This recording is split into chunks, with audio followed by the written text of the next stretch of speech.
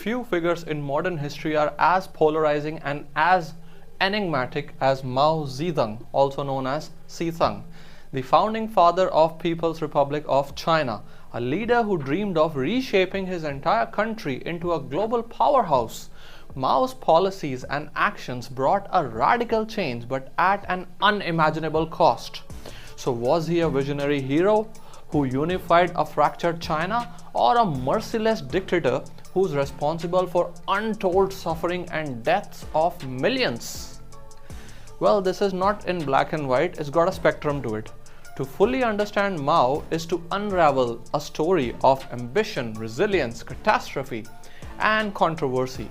So let's get to know a little more about him with a detailed analysis, which we are going to do in this video. Let's dive in.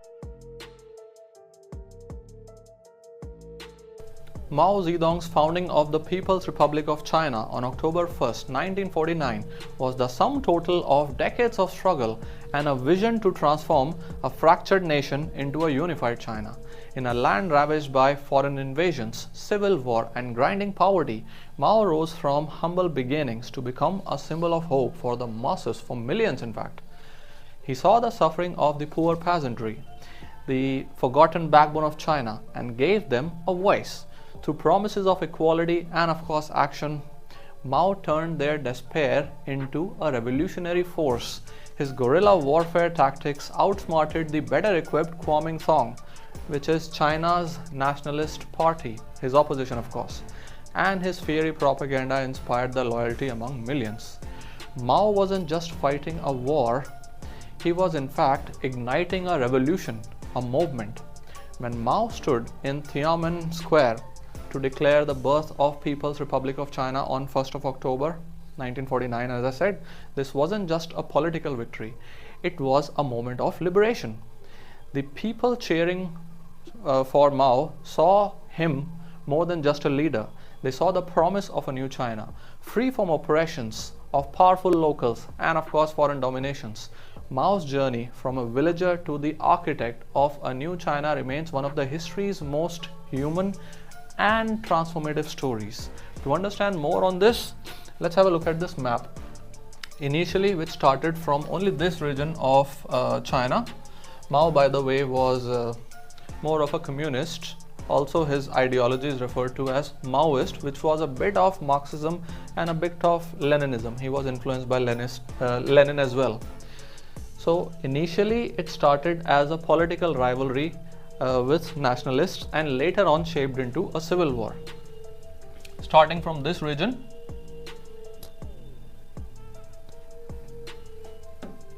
as you can see here, it picked up so much fame and popularity that by 1949, July, it spread further. And by October 1949, almost all of China was communist. In other words, in control of Mao, influenced by Maoism. So this map must give you an idea. And later on, he captured more land and nationalists were secluded only up to this area, and eventually they just wiped out of the history. Mao's land reforms were a revolutionary act that shattered centuries of feudal oppression and redefined rural China. Before the reforms, the vast majority of Chinese peasants labored under the crushing burden of landlord's domination, trapped in cycles of poverty and exploitation. Mao saw this injustice as both a social tragedy and an opportunity for revolution. Through the Communist Party's aggressive campaigns, land was seized from landlords and redistributed to millions of landless and poor peasants. These reforms were not just economic, they were in fact deeply personal. For the first time, peasants had a stake in the land they worked on, transforming their lives and livelihood. Mao's fiery rhetoric and mass mobilization turned the oppressed agents into the change into the society, and it helped break the chains of feudalism that had bound them for generations. I guess the map of China will give you a better idea on inequality of land ownership. So on the left side here you can see the China before land reform, and here China after land reform. And this coloration will give you a clue about the low impact of Chinese landlords versus high impact of Chinese landlords. So before land ownership, as you can see, majority of these are either dark gray or at least some form of, dark red or at least some form of red. Okay, that means high influence of landlords, high control of landlords. However, after land reforms, majority of China can be seen as gray or in the ranges of gray. That means the lands from landlords were taken and redistributed, as I said, to poor peasantry. This diagram, I believe, must have given you a better idea.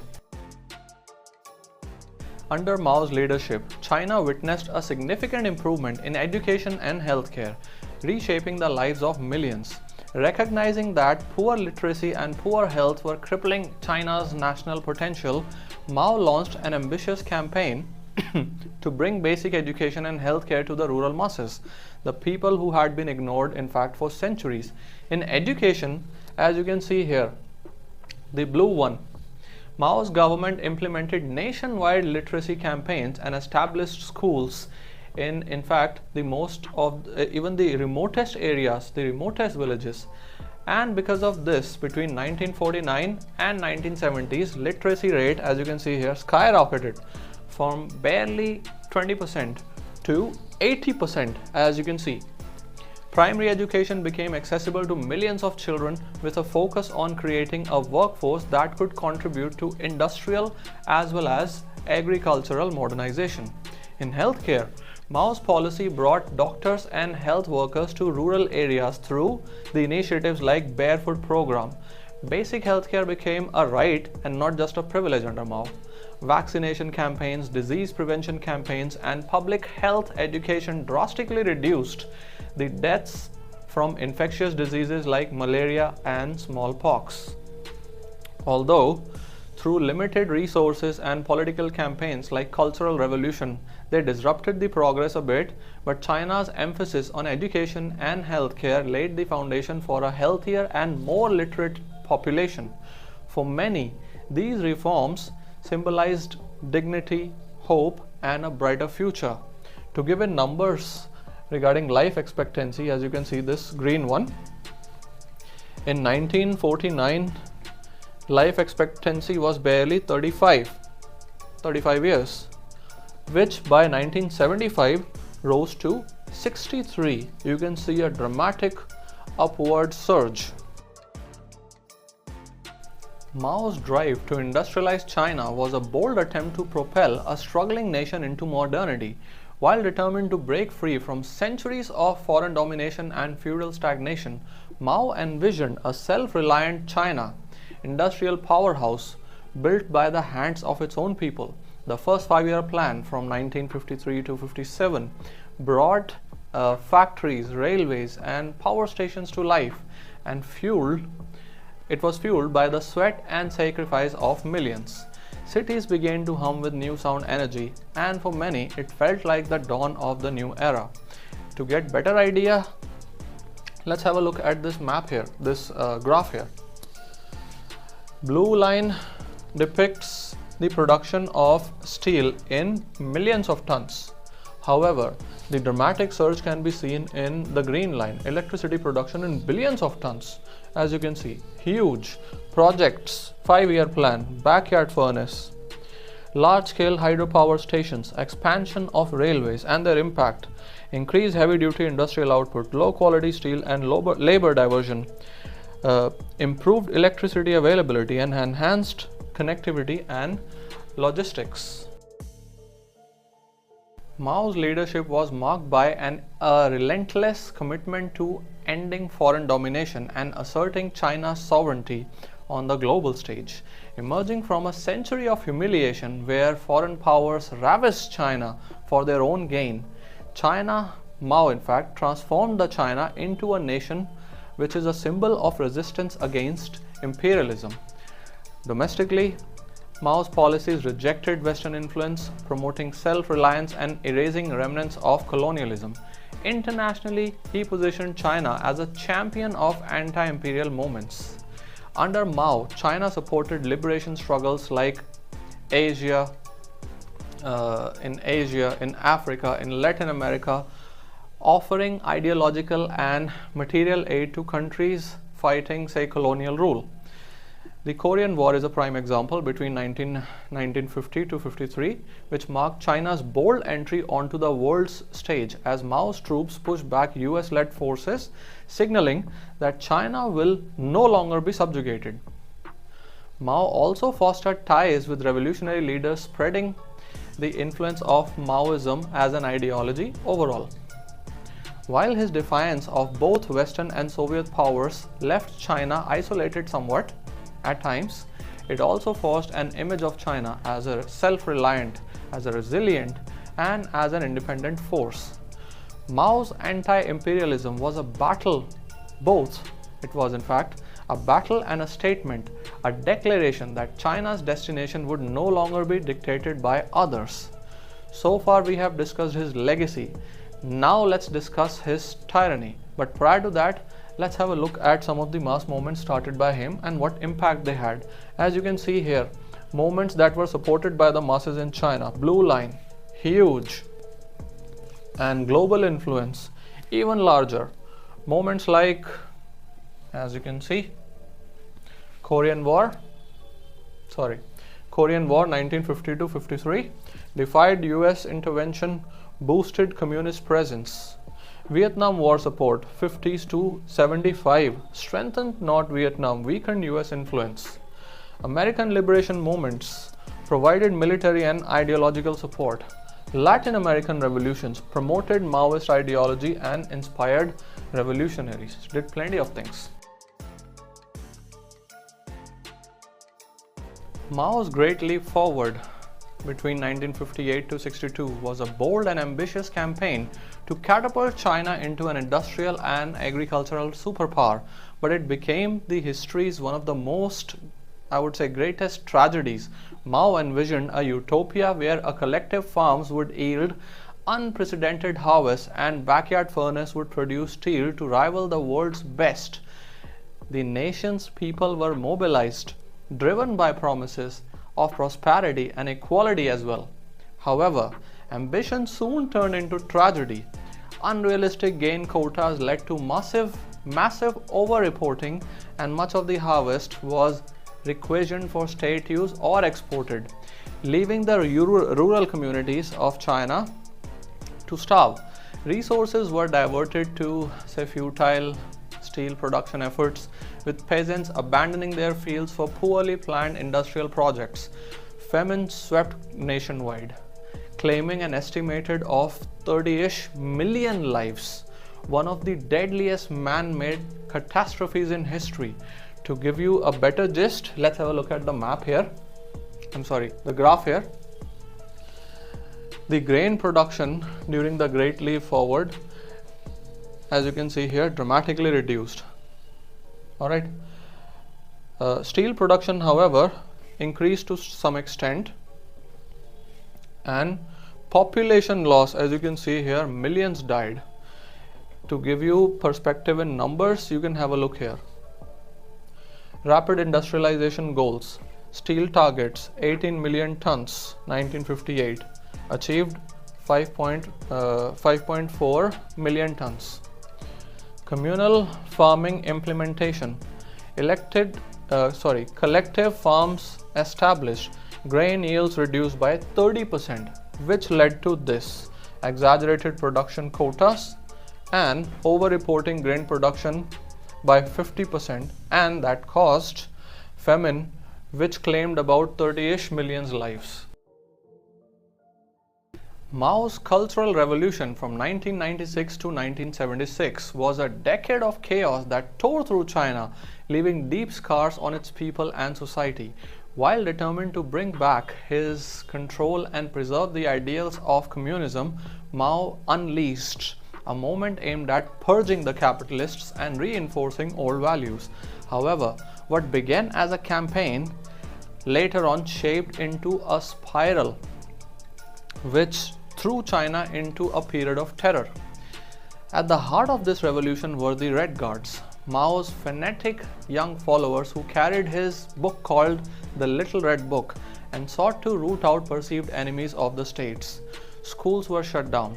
Intellectuals were humiliated, tortured, and often killed, while ancient relics and traditions were destroyed in the name of progress. Families turned against each other as loyalty towards Mao became the ultimate test of devotion. By the time this cultural revolution ended, around 1 million people were dead and millions more were imprisoned, and the country's social fabric was left in complete tatters. Although Mao sought to create a pure egalitarian society, his revolution brought fear, suffering, and devastation, and this remains one of the darkest chapters in modern Chinese history.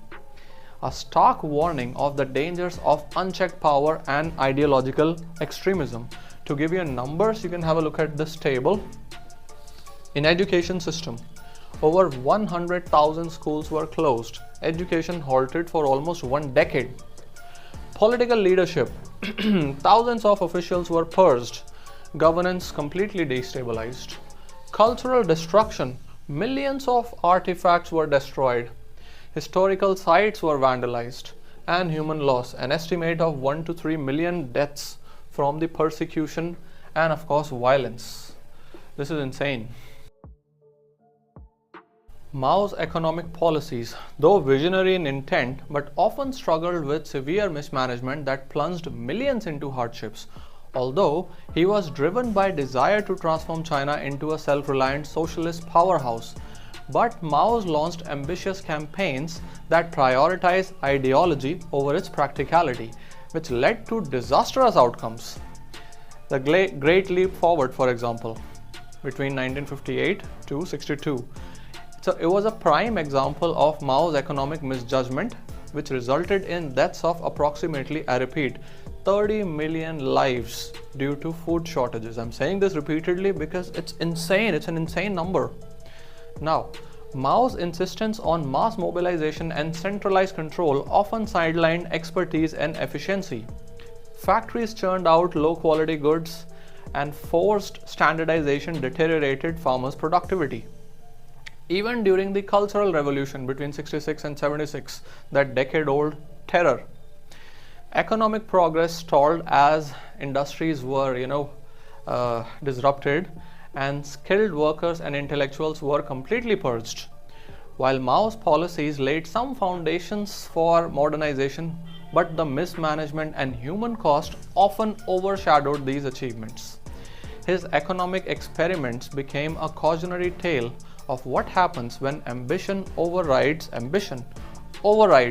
practicality or pragmatism.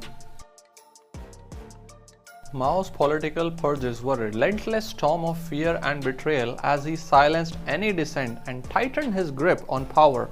Ordinary citizens, teachers, intellectuals, and even trusted allies became targets in a terrifying cycle of accusation and violence. The anti-rightist campaign between 1957 and 59 tore through the intellectual class, labeling over 550,000 something critics as enemies of the state. These individuals were later publicly humiliated, imprisoned, and even exiled. The Great Leap Forward silenced officials who warned of famine, leaving millions to die in silence as the policies spiraled out of control. But the Cultural Revolution between 1966 and 77 was the height of terror. The Red Guards, as we discussed previously, were unleashed upon the masses. Families turned against one another. Over 1.5 million people lost their lives, and millions suffered in labor camps. Even top leaders like Liu Shaoqi, something like this, was stripped of power, humiliated, and left to die in isolation. Now, this was a generation which was filled with paranoia, consumed with paranoia. One wrong word could mean exile, torture, or death. Mao's purges didn't just crush dissent, they tore apart the trust of the people and humanity of a nation. To give you perspective here, have a look at this. Deaths from famine and persecution. About 45 million deaths were caused by Mao's policies. Labor camp imprisonments. Millions were sent to labor camps, high mortality rates, psychological impact on society. Generations were impacted by fear, trauma, and cultural erasure.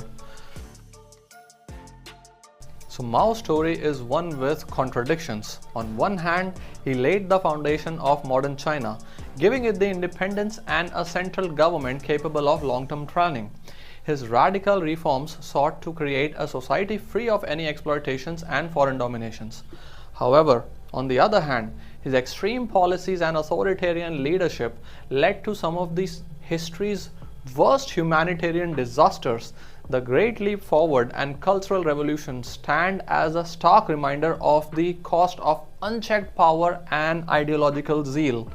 So let's count it. Unification of China, yes, a positive thing, we'll give 1 point. Industrial growth, steel production increased from 1.35 million tons in 1950 to 60 million tons by 1980, 2 points. Cultural destruction, over 250 temples were destroyed, millions of artifacts were lost, minus. Human loss, approximately 45 million deaths were caused by Mao and his policies during famine and further persecutions. Mao's legacy remains deeply divisive. To some, he is the father of modern China, the revolutionary leader who unified a fractured China and inspired the oppressed around the world. To others, he is a tyrant whose rule brought famine, terror, and unimaginable sufferings.